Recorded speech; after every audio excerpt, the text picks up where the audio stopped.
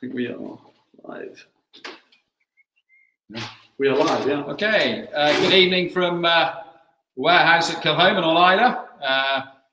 You've just, those who tuned in earlier, were listening to George and Pete go through the core range, and now we're going to go through some yeast varieties and barley varieties. And this is something that's dear to my heart because I think this plays a more important role than we talk about a lot. We talk about a lot about cask and cut points and the barley variety we might use or peating level, but I'm a great believer that yeast does play an important role, and also the variety of barley that we sow also plays a big part. So we've had a great day today, putting on this virtual open day, festival day, and a huge amount of effort's gone into doing this. Catherine and James have been at this for a long time, and today's been quite a long day, and last night was even longer evening putting it all together and getting everything downloaded. I hope you've all enjoyed it who tuned in. I think it's been an insight for everybody who hasn't visited the distillery to find out a little bit more about what goes on at Kilholman, from the barley growing in the fields right the way through to bottling, going into the warehouse and looking at various casks and not always finding casks that have come together quite as you expect. And that's what happens in every distillery, that there are some casks that don't perform as you expect them to do. It's just about leaving them and letting them get on with things. It takes a bit longer. So, now it's, you've gone through the core range, and we're very proud of the whiskies that we're putting out around the world. We listen to everybody who's got comments to make about what we're doing. We talk and work very closely with our distributors around the world. And although we're not able to travel and get out to the market, and that's something we do a lot of, because face-to-face contact is really what our business is all about. But now I think we'll have to do a bit more of this virtual tastings and online connection with people around the world, because I think it works very well, but it doesn't actually, it's not a substitute completely for getting out around the world and seeing everybody at the various events and tastings. So I'm joined by James. He's going to be very quiet, apparently. He tells me anyway, and not comment much. I can do if you feel like you want to defer to me for any reason. I'm here. Okay, but I'll be fielding questions mainly. So if you think I'm being very rude, excuse me, and ignoring my father, I'm not. I'm just looking at the questions so that we can. Yeah. So I think, as all distillers will tell you, that it's about consistency of spirit and sticking with what you know and what you feel works for you as an individual distillery. And that goes for the peating level, the barley variety you might use. It's mainly the malt that they buy from commercial maltings. And then it's how you decide to what yeast variety to use, and then the cut points that you also tend to stick with. And I think it's it's an industry that's always had consistency as part of it, because I think what has driven the industry in the past is a style of 10 or 12-year-old single malt that is consistent all the time. And I think now that the industry's moved on and there's more consumers wanting us to be more innovative in our approach and look at things slightly differently than we have done before. I don't think it's right to suggest that anybody we're doing the right thing or the wrong thing, but we're all looking to just test ourselves a little bit more. And being a small independent distillery, we're able to experiment a bit more than the larger distilleries. But right at the start, Jim Swan always told me it's about getting consistency of your spirit, using yeast varieties, fermentation times that you stick with rigidly, and the cut points as well. And that's what we've done on the whole. We've used a barley variety. We've probably changed 2 or 3 times over the last 15 years. We used Golden Promise to start with. We've used Octavia. We've used Concerto consistently for the last probably 6 or 7 years. And I think it's all about finding a barley variety that works for you, whether it's buying it from commercial malting company or what you grow in the area you live in and work on. And Isla is a typical place that is more difficult and more challenging to grow barley, but we've managed it. I mean, they did it 150, 200 years ago. It is quite a fertile island, and although our climate can be quite challenging with the wind and the rain we get, we can grow barley, and we have consistently grown barley since we started in 2005. And although some of the grains might not be as big and plump as mainland barley, where it's drier on the East Coast, it works pretty well for us, and we get over those challenges, and the barley varieties that we tend to go with are the ones that withstand these changes in weather. And at the moment, we have been using Concerto as our mainstay, but we have been also growing 10 acres of varieties over the last 3 or 4 years, and we've grown Laureate, we've grown Octavia, excuse me, and Sassy was the one that we grow in 2019. And then this year we're growing a variety called Diablo. The Devil's, I can't remember what it actually means. But you're thinking Castillo del Diablo. Yeah, it does mean something in Spanish, and Catherine will know the devil. The devil. Yeah. So that has been growing this year, and we're looking forward to seeing how that performs. And we're growing it separately, and we will then malt it separately and distill it separately and cask it separately. But there was a question just quickly while we're on the topic. The Diablo, the Octavia, the Laureate, the Sassy, these are kind of sideline test ones that we've done in the past, isn't it? The mainstay has been Concerto for the last. Yeah, I think that's what we've been doing. It's just about looking to see what sort of happens when we grow a different variety, but not using it as our mainstay. And Concerto has remained our mainstay. And that might change in the next year or two, and someone will come up with a variety that can form better, and Concerto just goes by the wayside. And I think that we talk about terroir a lot in the industry, or starting to talk a lot about that. I tend to go along the varietal route in terms of flavour profile, and then once you get into the distillery and production, we're all doing the same thing, but then we're all doing it slightly differently in terms of fermentation times and cut points and draining times when we drain the worts away. So you can play around as much as you like, but I think it is all about consistency and getting it right for the different grain barley that you might use, because some might be lighter, it might drop through the mash tun a bit quicker, and then you might get one that's got a bit more sort of porridgey effect, and then it takes a lot longer to drain. So all these things come into play, and then it's down to the skill of the guys in production to make sure that they get the best from it. And we're all looking for economies of scale and making sure that we cut the costs of production, because that's the biggest part of our costs is producing the spirit that we then put into cask. And then, of course, I think what I've done is also look at yeast variety. I mean, it goes without saying, if you use different yeasts, not that I make bread, but if you do, different yeast will produce a completely different character of bread. So, have you ever baked? No, I've never baked. Never baked. I was trying to think. I don't think I've seen you bake. No, I haven't baked. Or cook.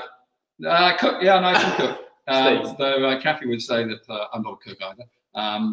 But I think what is important is that you can get different characters of spirit using different yeast varieties. And I did a masterclass with Dave Broom this time last year at our open day, where we had 4 different new make spirits with 4 different yeast varieties.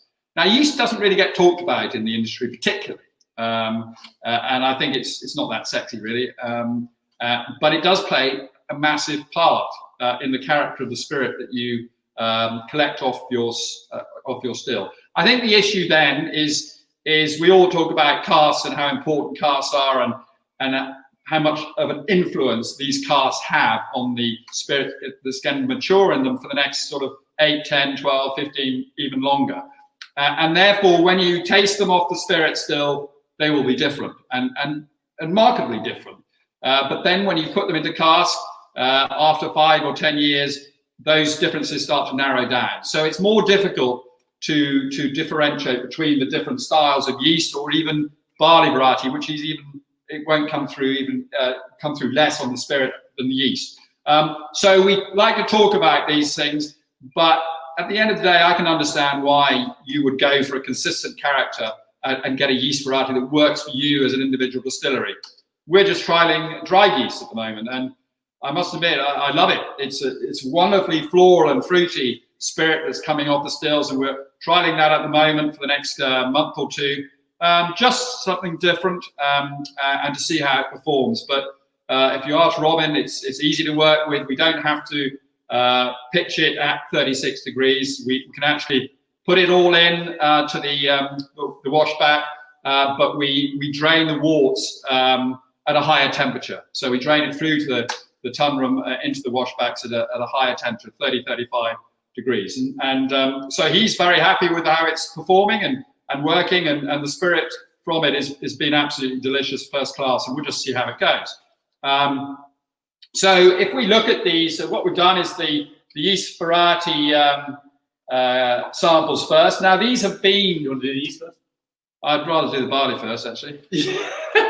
I've been I was thinking all the planning in the world. Okay, all the planning in the world. Okay, so we're doing the barley varieties first. Luckily, I've got him to prompt me here. That's fortunate. So these, both these barley and yeast variety samples have been matured for about a year, just less than a year. And so they have a little bit of colour, and they also have taken up a little bit of character from the cask. The barley variety ones have been matured in first filled bourbon barrels, and they are from 100% Islay, from our own barley. So they're at the lighter peating style. And I think we're starting with, which one are we starting with? Starting with the Concerto. Concerto. So we're kind of going to go, sorry. Yeah. We're going to go with the sort of mainstay of what we do. Yeah. So Concerto first. Yeah. And then we're going to taste a bit of an experimental one. Yes. That being for the barley, the Octavia. And then, then the yeast ones, Maori. Sorry, am I talking too much? No, yeah. Am I stealing the limelight? I thought you weren't going to talk at all. So the Concerto, as I was saying earlier, has been our mainstay for about 6 or 7 years. And we've had great results from it. I think in the last 2 years, we've got over 2 tons, 2 tons of barley per acre of barley in the field. And we're delighted with that. It's something that we don't normally do because sometimes the weather will affect us quite badly at the ripening time, and we can't sometimes get on the field. So, last year, for instance, we started harvesting at the back end of August and for about 3 days, and then we couldn't get back on the fields until the beginning of October because it then rained solidly throughout September. So those are the things that you have to put up with. But I don't think they've had a huge amount of luck on the mainland either. So, sometimes we've at least got all our barley off the fields. We're very lucky that our fields drain very, very well. And even after a downpour for a week, you can get back on the fields within 3 or 4 days. So the Concerto is the mainstay. And I would say it's the mainstay of the industry at the moment in terms of what most malting companies will be taking in. It seems to have performed incredibly well for all areas of Scotland. And when he knows this, I get sort of a creaminess to it. There's a depth here that which I quite like that comes through. We're talking something that's probably at around 62%. I think it's actually got the 61.8%. So this has been reduced before filling into cask this time last year, and this it's lightly peated, our own barley, but I get this clean, creamy character, very fresh and fruity, and it just seems to have that consistency all the time, and it seems to, for me, it works very well. And I can understand, why we've stuck with it is because it produces consistent character that we enjoy and like for maturation. So we've again this year grown Concerto. I'm going to be corrected by Isla when I say this, but I think it's about 100 acres. Usually about 100 acres. Yeah, about 100 acres, and then 10 acres of Diablo this year. And we put the Concerto and Diablo in the same field, and we have a strip down the middle. And then we actually quite enjoy, it's a bit sort of geeky, but we go out and watch how it's growing and how different it might look in the field as it starts to shoot. The barley has been sown about 5 or 6 weeks ago, and is now a massive sort of green at the moment. And the next month it will start to lift and turn the golden colour. And by August, beginning of August, we'll start to see it ripening, hopefully. We managed to get on the fields a bit earlier this year. We had some dry weather. It's been an absolute rubbish winter in terms of weather. We've had rain after rain after rain, and then it dried up in end of March.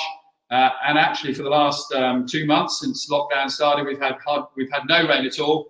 It's been glorious weather here on Islay. Not that warm, but dry.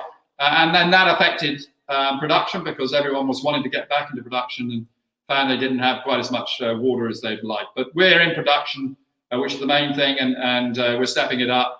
And I gather in another 10 days we're going to have more rain, which we enjoy getting rain. Most people don't enjoy getting rain, but as a distiller, we enjoy rain. So that's the Concerto. Do you want to do you suggest people taste these individually? I think jump back and forth? Yeah, I think with the two individual samples, you've got them, taste them together, nose them together, and then taste them together. I think colour-wise, these two, it's a bit difficult in this light, but I would say the Concerto is probably a bit darker. That'll be to do with the cask, not to do with the barley or anything like that, or the. But I think, when I put my nose in the Octavia, completely different. It is stunningly sharp. It's sharper. It may be a little fresher because it doesn't have that depth or creaminess, but it's got a freshness and maybe a little bit sharper. But they are different, and that is the wonderful thing. Now, these are two barley varieties that have been sown in the same field.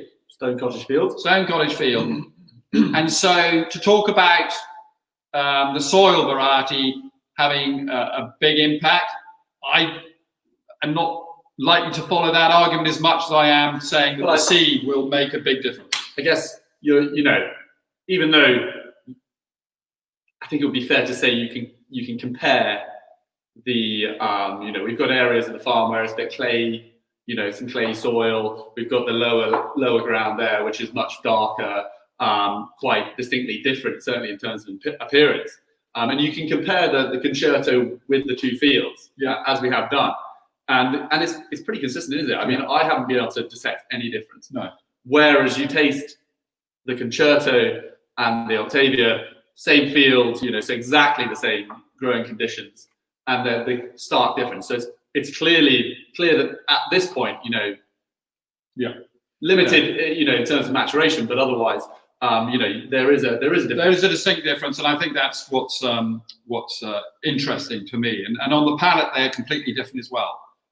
You get a sort of citrusy, you get a zing on the Concerto. I do. I get a sort of zing and a freshness on Concerto, a little bit of spiciness on the back of the palate, and the Octavia.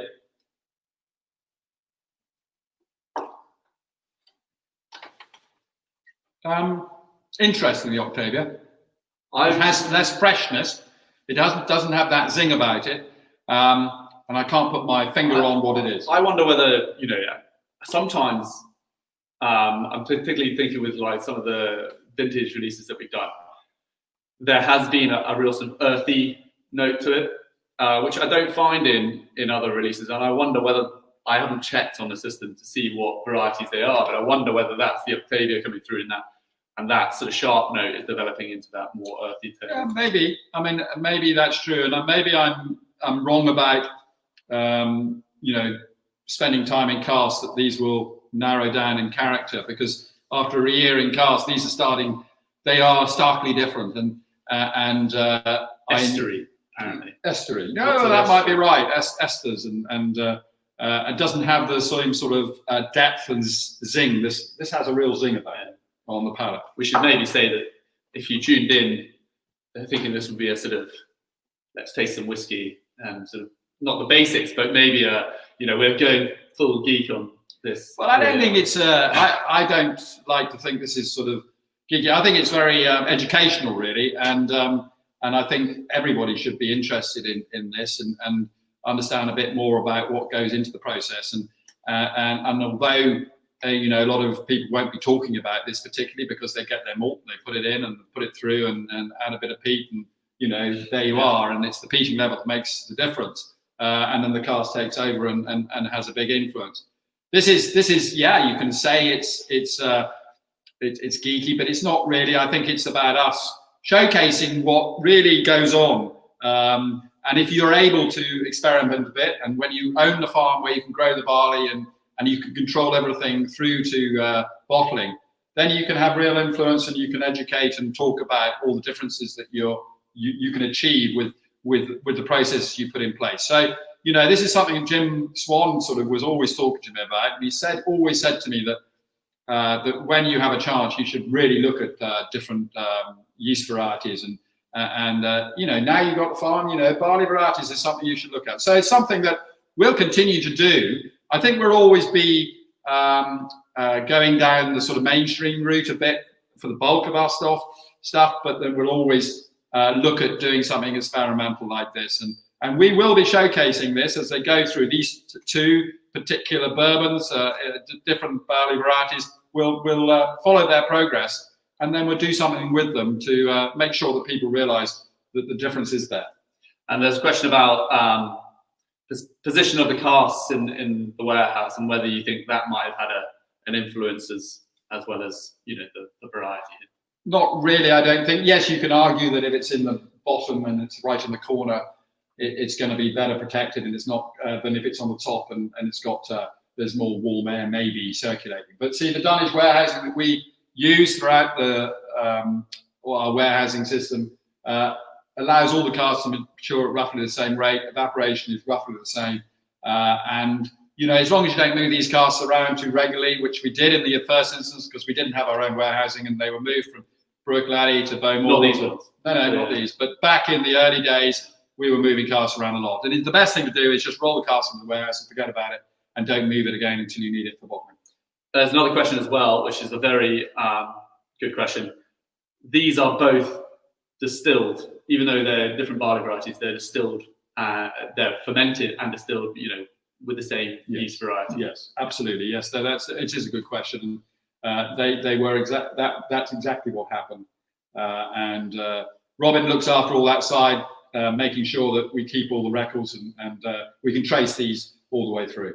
People are already asking for 20 CL packs of 2 or 3 different barley varieties. I think that in the past, and you've always said, you've snapped back at me, we make whiskey, we don't make spirit. I think that is absolutely correct. In the early days we were selling spirit and we were showcasing our spirit because we didn't have any whiskey. It's fun to do this, but at the end of the day, we are looking to mature whiskey through.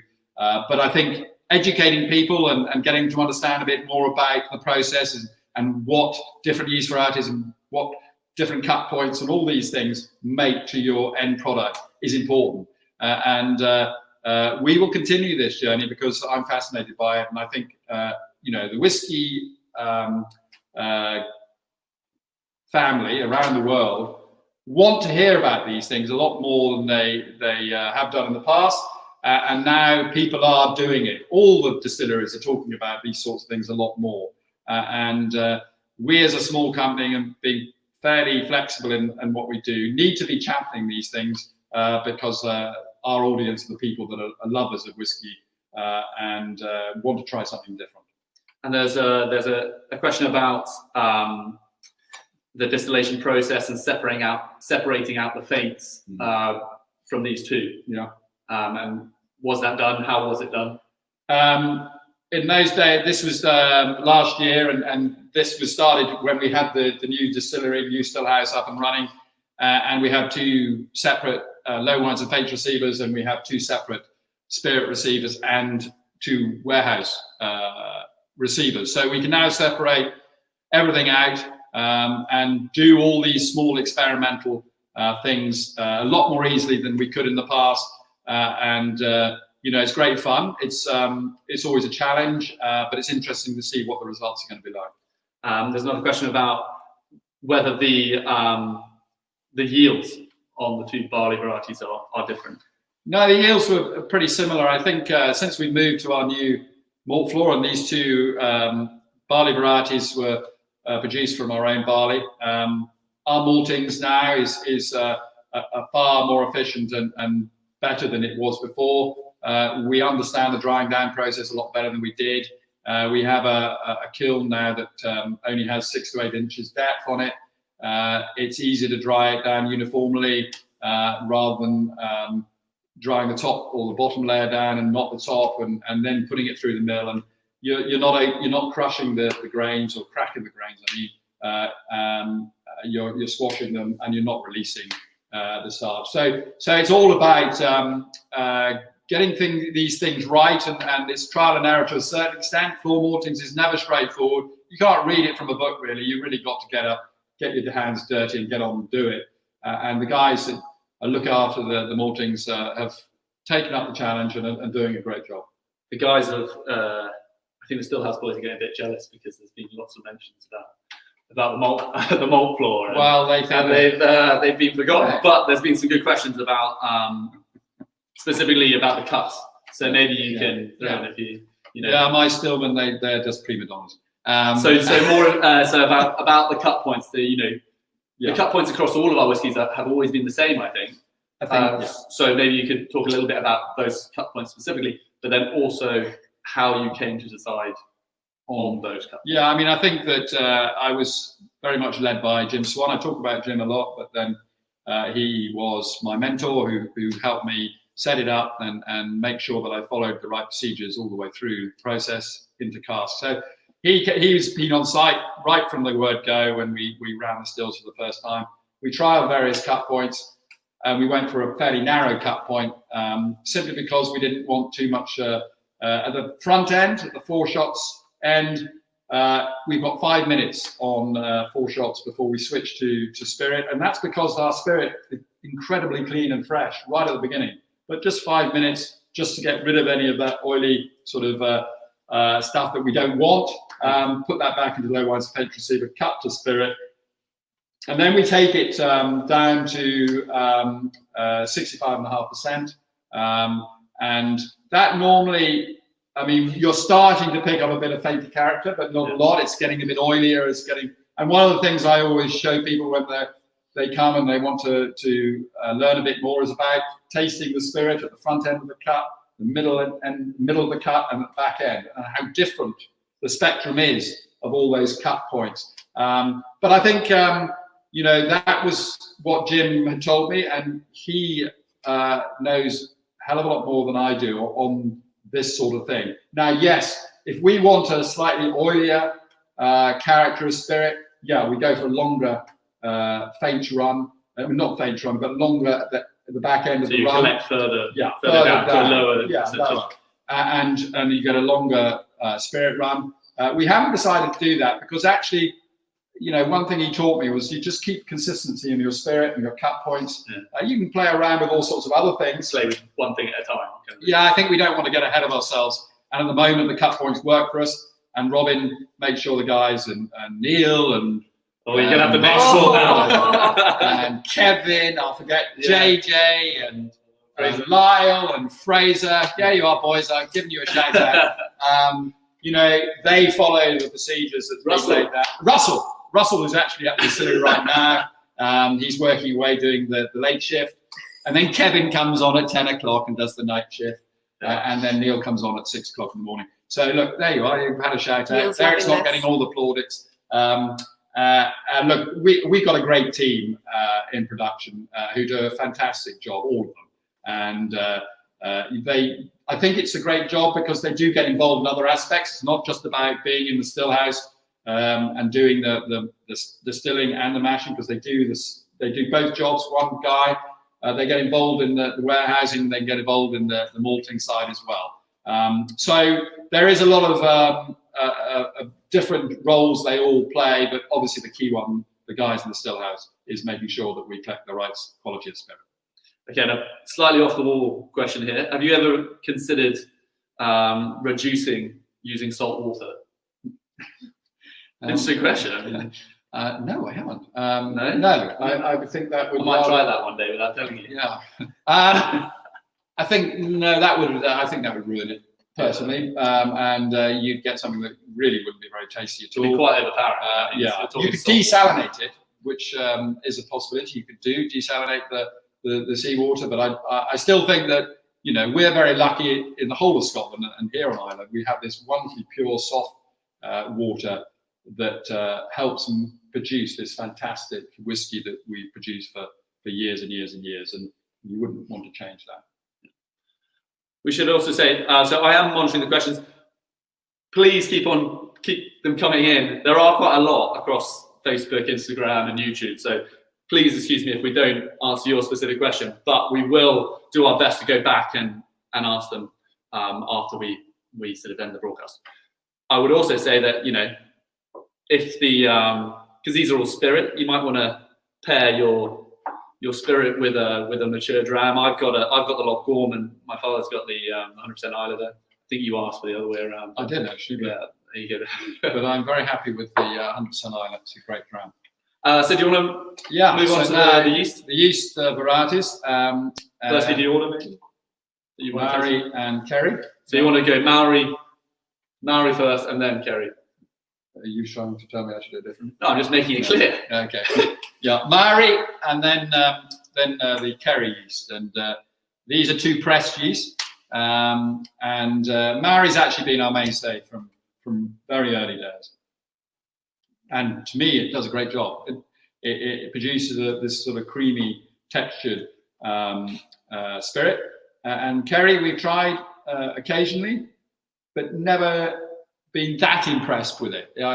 A number of distilleries use it, and it works for them. And I'm told who was telling me this? I can't remember. But it typically Kerry yeast gives a higher yield, and right. I wondered whether that was playing a part in the popularity of it. Maybe. I know. Cynical. And now, obviously, liquid yeast is something that a lot of the bigger distilleries are using. It's more efficient, and you just turn up with a tanker and pump it into a container, and then it's pumped straight into your wash bag.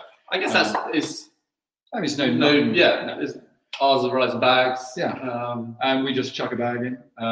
It's very technical. Very technical. And we have to keep it refrigerated, obviously, and it only lasts for 2 weeks before you can't really use it. And to be honest, we've continued to use it. We have tried dried yeast. Jim was quite keen for us to try it. It's very floral and fruity, and we're now trying it again. And it's now easier to work with than it was 15 years ago. Now we might well do batches of dried yeast. And Maori, to me, still is key to the character of Kilchoman and has been the mainstay. So these two yeast varieties were about 10 months old, is that right? No. Before we move too much further on, there is a question just relating back to the barley. Which of the two varieties was used to distill the two barley varieties? Which of the two yeast varieties was used to ferment the two? It was Maori, I assume.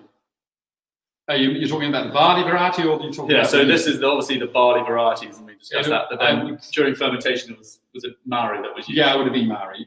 Definitely Maori yeast that would have used for both of the barley varieties. So these two have for about a year again. This was the commercial malt from Portland Malting, so the higher peating level at 50 ppm, which we use for all our core range. And these have gone into 2 Oloroso sherry hogsheads in May 2019. A year in sherry casks will just they'll be a little bit bigger. And I can contribute something here. Yeah. I think these are because I did a tour of the maltings last year at a similar time to when these were distilled, and they were using Laureate. They were malting Laureate at the time. Okay. So this will be Laureate that is peated to 50 sure? ppm. Yeah, I'm sure. Oh, yeah, because I had a tour and then I was on the flight with the manager for malting. All right.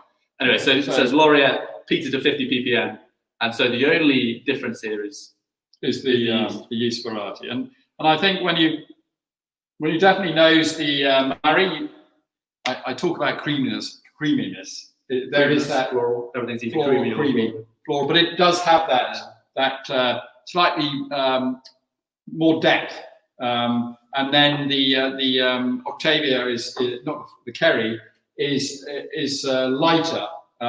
It's got less going on, I think. Yeah, it's the nose is a bit more closed, but you don't feel as there is much fruit in the Octavia on the nose. My preference would be that slightly sort of creamy texture that we get from the Maori yeast. To me, like the Maori and the Octavia are Kilchoman. I get Kilchoman straight away when I nose and taste both of those. And then there's just something a bit non-Kilchoman with the other two. It's the same in I was when I did the interview with Robin in the still house. We tasted some new make that was unpeated, completely unpeated, and it was using the dried yeast. Yeah. And it was beautiful, floral, fresh. It was almost like gin. And I was fascinated by it, but I also thought, well, that's just not Kilchoman at all. So is there a point at which you're willing to deviate from that style and sort of? I think it's all about, because it's small batches of this that we'll do. And it's all about just putting something out there to open up a debate and get people talking. All our core stuff will still remain the same. And I think it's just like our cask program, our experimental cask program. You want to experiment, you want to test the boundaries and see what you can achieve. And I think it's the same here in small numbers and not trying to get carried away with it. We're now in a better position to do that because we're producing more spirit, and we can do a lot more of these sorts of things, because I think you need to be doing it. You need to be testing yourself and engaging with the consumers. And getting them talking about things that we're doing that are slightly different. These are much bigger on the palate. Yes. This is sherry influence, I think. The hogsheads will give that much more impact at an early stage. And so there's a convergence, but these are still very, very different, on the nose and the palate. And I would still go that the Maori is the consistency that I like. And the Kerry doesn't suit what we're trying to achieve, but it's perfectly all right. And there was a question about whether you'll keep these separate all the way through to maturation, bottling, or will you use the difference in characters to maybe add another layer at the vatting point when you put these casks together? I think we don't have enough of it for the Kerry to experiment too much and to try and put or change the character of a normal vatting. So I would say that these would be something different and something that we put out as a separate style.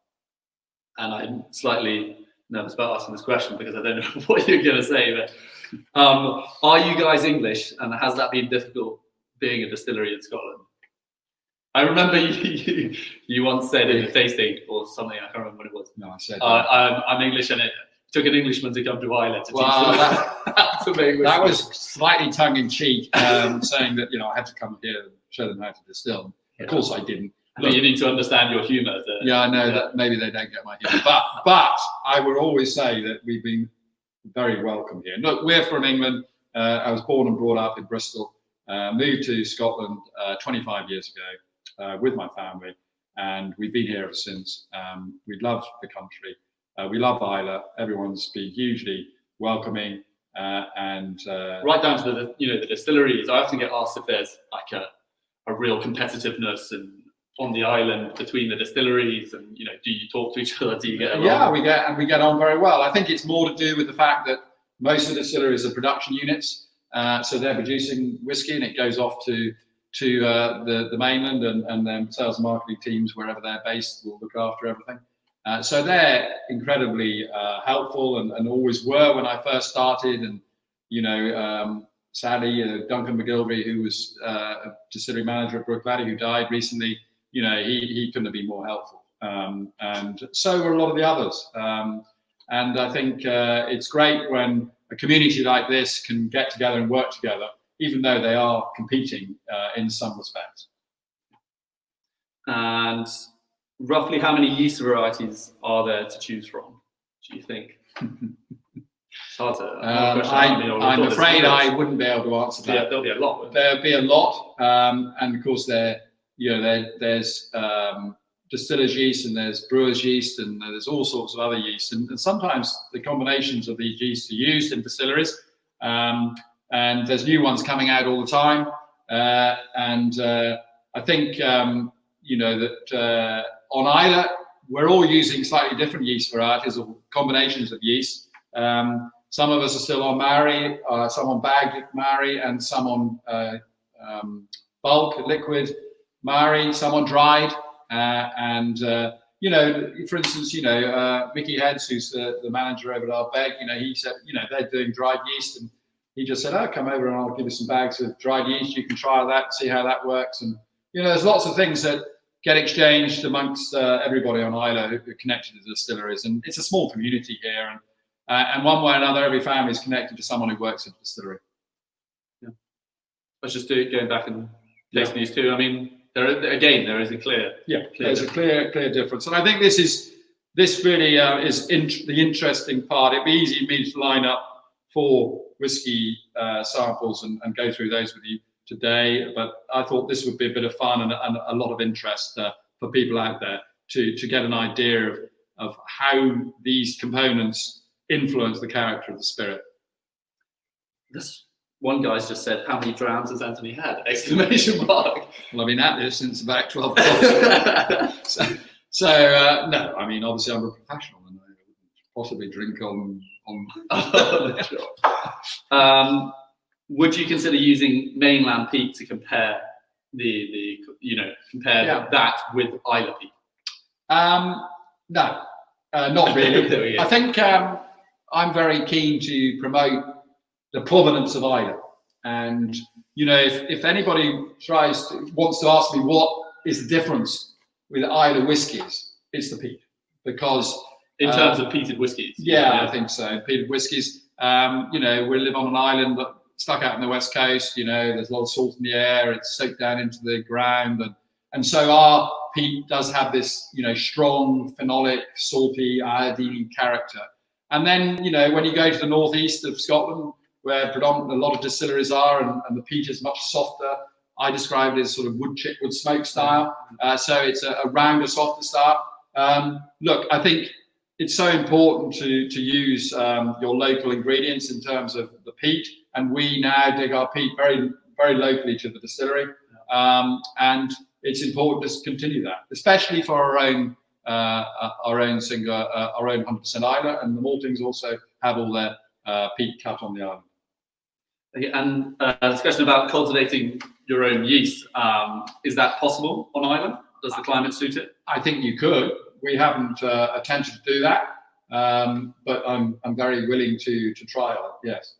And then there's also a question about fermentation time. So the type of yeast is obviously a factor, but then how does the time that you allow it to ferment influence the whiskey? Yeah, no, I think it does. I think the fermentation time is spread over quite a few hours. I think late 50s, early 60s is sort of when some distilleries feel their fermentation is done, and then you can go up to what we do is 80, 90 hours. 110, 120, you would say that was right at the top end.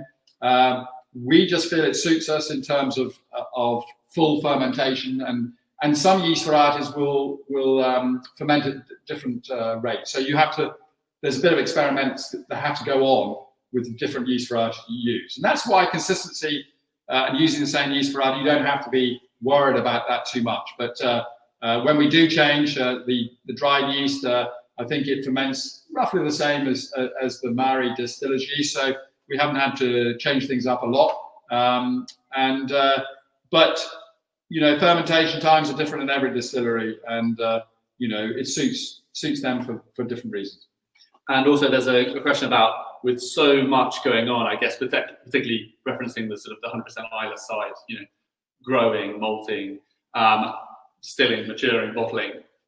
is it hard to maintain that consistency, or is it maybe easier to maintain the consistency because you're responsible for it? I think when you're responsible for it, you're in control, so you can change things or mess around with things a bit more than you can when you're buying consistent malt from commercial maltings. I think that side of it I enjoy a lot more, and I think visitors to the distillery enjoy seeing all the different aspects of the farm distillery that we have, and they see a different side to it than they do if they go to another distillery which doesn't do the malting side. And does Kilchoman appear in any blends, and if so, why not? It doesn't, and we are a small distillery, and we're very protective of our. I think it's appeared in one blend. Oh yeah. Well, that was. Is that the question? No, I did. I mean, we don't sell the blenders in bulk. What we have done, and very recently, we did a collaboration with Ardnamurchan Distillery. Ardnamurchan is a fairly new distillery, which 5 or 6 years old now. And I'm a good friend of Alex Bruce, who runs that side of things. And we got together and over a very long and boozy evening down in London during the Whiskey Fair, London Whiskey Show last September, we came up with this idea. Let's do a collaboration. Let's do a blended single malt. Let's put a couple of our barrels together and release and we did that and launched it in New Zealand at the Dramfest with our great friends Michael and Stella Fraser Mill. And look, they're only 600, 700 bottles, but they flew off the shelves. You're going to tell people the name? Yeah, I know. Well, the name, that was also. And I'd like to hear you explain the origins of the name. Well, see, it's called Kilhard. Kill, I was obviously in Kilchoman, and Ard as in Ardnamurchan, and Alex Bruce and Anthony Wills, so Bruce Wills, Kilhard instead of Die Hard. It's close, but it is just slightly too far away for people to get it immediately. No, I sure. So Die Hard, Kill Hard, Die Hard. Yeah, and then Bruce Willis. Bruce Wills. Yeah, Bruce Wills. Yeah. Anyway, it's tenuous. It was a bit of fun. You can see that it was a late night project. It was a late night project that came together, and although you and George and Pete poo-pooed it and said I'll never. I didn't understand it. I received this email in the morning. I thought, and we're going to do it again. I think it was successful. It was a wonderful dram.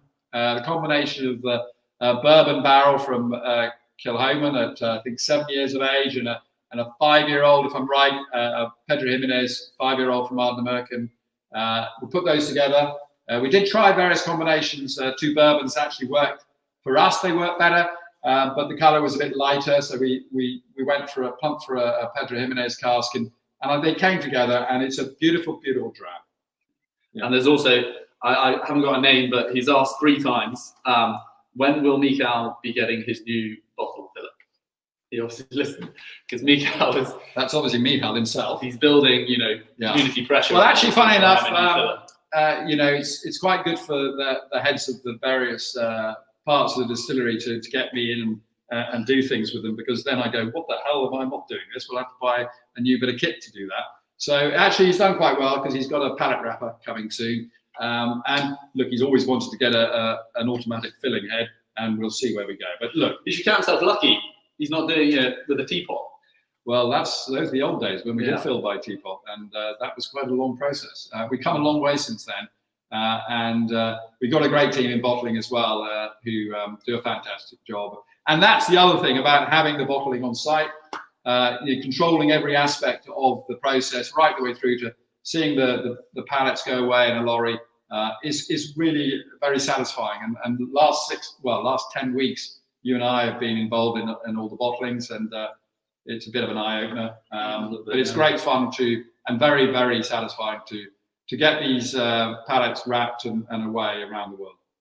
And there's a question: why does distilleries distinguish whiskey based on age and cask, whereas barley and yeast are kept more secret? I think no one's really talked about it before much. I think Brew Glady have talked quite a bit about it recently in the last sort of 10, 15 years, and we're starting to talk about it. When I came up with the idea of building the distillery in the first place, it was about having a point of difference, a uniqueness, not being like all the other distilleries, because, you know, what's the point, and be a bit dull, and you really wouldn't stand apart from the crowd. So, you know, it's all about not reinventing the wheel, but it's about looking at different aspects of production that people are beginning to be more interested in. And I think look, this has only happened in the last 15 years where, well, the single malt whiskey market is just taken off. And before that, it wouldn't have been the right time to start talking about doing a tasting like this. Would not have pulled in a very big crowd because it wasn't of any interest. No one was interested in it. We're interested in the casks and what went into the casks, into the bottle. And that's really all we really talked about. Distilleries in the 60s weren't even open to the public. And it's only in the last 40, 50, 60 years that distilleries, whiskey tourism. Blink and you'd miss those 40 years, eh? So it's only the last 40 years. No, it's much more. It's probably 60 years. But look, it's only in the last 15, 20 years that things have really sort of changed in the single malt whiskey market, and allowed people like myself to follow a dream and build a distillery. It wouldn't have worked before that. And now we can look at all these different aspects that have always been kept under sort of wraps. And are there any more online tastings planned? Well, I think, you know, the new normal, as everyone keeps talking about, is probably here to stay in terms of what we can do and achieve by sitting in a warehouse or in our distillery and engaging with everyone around the world. But I think, as I was saying earlier today, there's no substitute for going out and meeting our consumers and our distributors and going and visiting different markets, because they're all different. This will help us now, I think, doing all these tastings online and engaging with our distributors and doing trainings with sales forces. And so this is something that I think everybody in the industry is going to embrace and work with, because we've suddenly seen how well it works. So it's not going to change, but I don't think it's going to take over from what we normally do, which is travel quite extensively and visit the markets. Yeah. And a question, do you now keep an eye on your sons when there is a sporting event on? I think that's referencing the fire incident. Well, now we switch from... You don't need to keep an eye on us, huh? We're so competent and professional. Yeah. And I trained you, obviously. Well. Yes, you can't blame us, because you're the ones that trained us. No, I mean, I think now that we've switched from coke or anthracite, which we had in those days, to an oil-fired drying system, those issues won't occur again. And we've got Isla going around switching off every plane. And Isla goes around and switches off my computer while I'm actually working. Oh yeah, Isla, I've mentioned you as well. Yeah, for a minute. Yeah. So I think we might, because we're going through a lot of the questions, keep them coming in. We're going to sort of probably conclude the tasting there, but we're going to be back on in just over 5 minutes' time to talk about the Face bottling, the Face Sheila bottling this year, which we hope to have somewhere. And we're going to crack that open and hopefully as many people as who have a bottle will join us. But we're also going to talk about the cask auction, which we have going live at 8 o'clock as well. So I hope you'll be hanging around and joining us then. So, any last words? No, we'll see you in 5 minutes' time. Keep quiet before I say anything. Yeah. Still on, is it? Yeah, we're still on. Oh, the beer now.